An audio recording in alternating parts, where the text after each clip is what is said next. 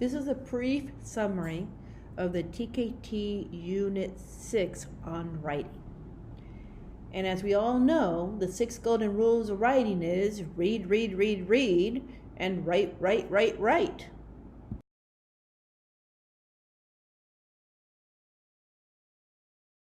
Before talking about teaching of writing, I would like to introduce you to the concept of Patricia Cunningham of the 6 traits of writing.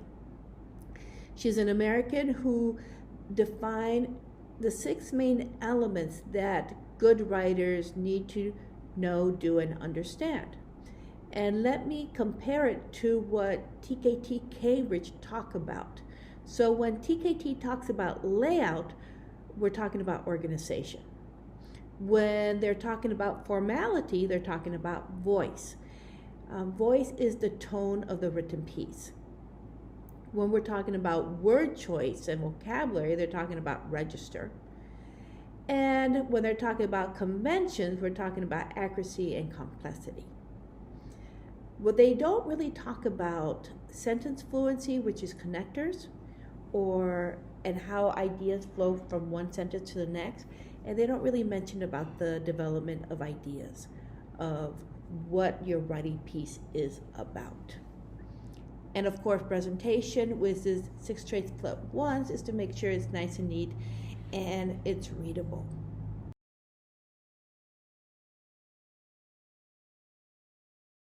When we talk about teaching writing, we talk about the writing process. What are the steps the children have to do in order to produce a good writing piece? So the writing process is brainstorming. Before the students write, they have to think and talk about what they're going to be writing about. Taking notes and planning. And then after they do that, then they start writing their first draft. And they're putting their ideas on paper. After they do their first draft, then they edit to correct and improve the text. And that's when they share it with other people to proofread so they can edit again. And finally, they rewrite it again to make the final draft. These are the terms that TKT use. However, you will hear the same terms in the following way: brainstorming, planning, drafting, revising, editing, and publishing. And that's the American version of the writing process.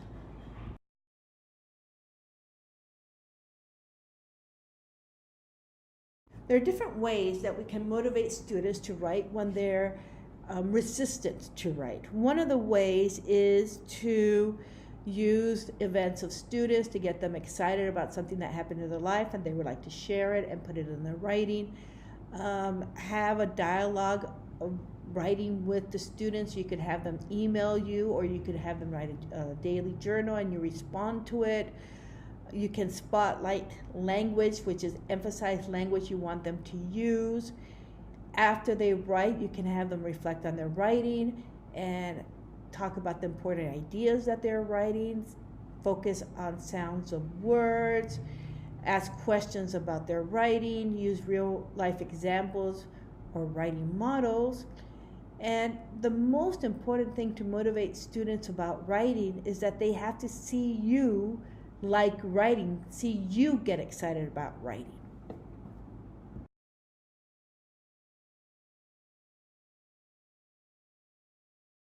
Dr. Rick Stiggins mentions that in order to produce a quality piece of writing, you have to provide a clear vision of their learning target of their learner, which means that they have to be able to see models of strong and weak work of the style that you want them to produce in writing.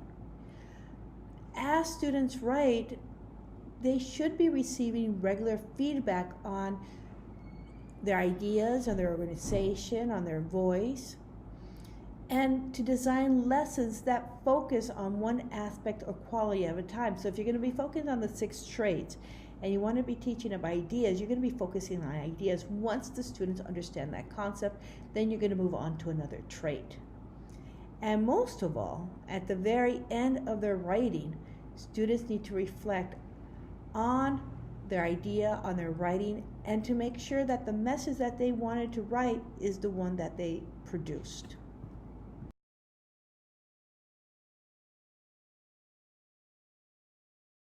Not only do we have elements of writing like the 6 traits, but we also have different genres in writing, which is description, explanation, procedural, narrative, recounts, report, and argument.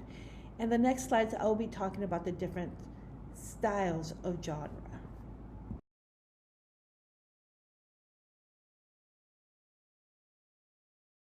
One type of genre that we're going to be talking about is descriptive writing. Descriptive writing is when an author creates a vivid impression of a person, place, object, or event.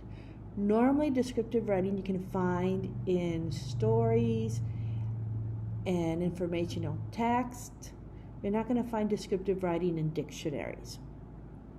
And the features of descriptive writing is to engage a reader's attention, to create vivid characters, to set a mood or create an atmosphere, or bring writing to life.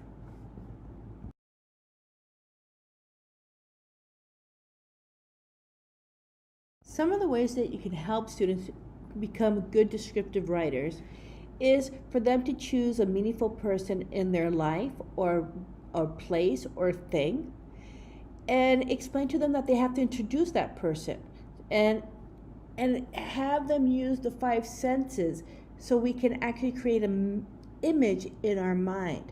Talk about the feeling of the character, include figurative language, and remind the reader what you are describing at the end of your description.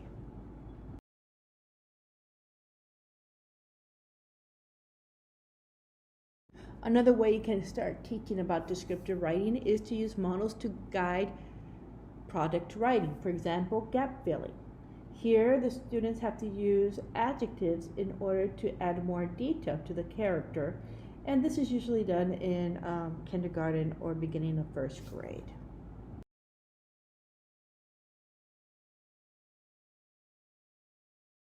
You can also show them how to expand sentences. You write one simple sentence, and every time that the paper passes along, the sentence has to become more and more complex. In order for students to understand that they're writing a showing sentence instead of a telling sentence. The cat ran would be considered a telling sentence. The black cat ran fast would be considered a showing sentence. You can actually imagine and see how the cat is and what is the cat doing.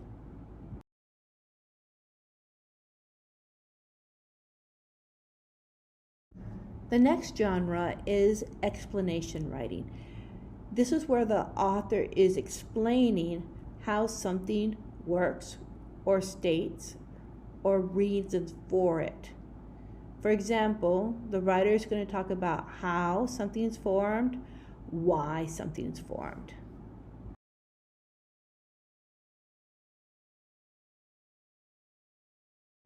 How to help them write an explanation piece to the students, you have to show them the structure and layout, which is an introduction. Explain what you're explaining about.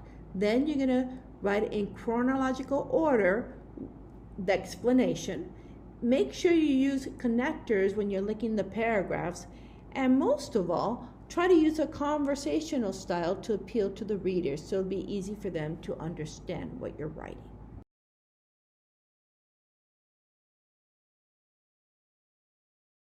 Here's an example of an explanation piece. The best pet is a cat because they can play with yarn and you can cuddle with them. You can cuddle and sleep with them. You can chase mice and rats. This 1st grader was explaining why the best pet was a cat, and he did a pretty good job. We need to talk a little bit about repetition of words, but overall the ideas are sound.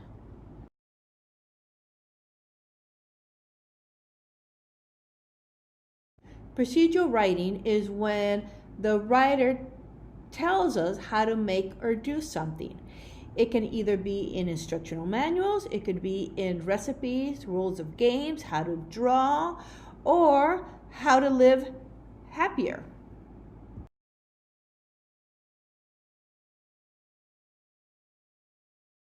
One of the ways to help them to write a procedural writing is to explain to them the structure of it. So first they have to introduce the topic, then they have to write in chronological order the steps that we have to follow.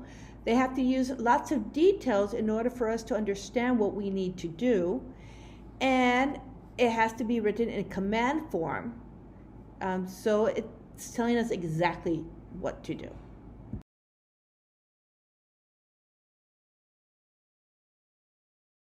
Here's an example of procedure writing.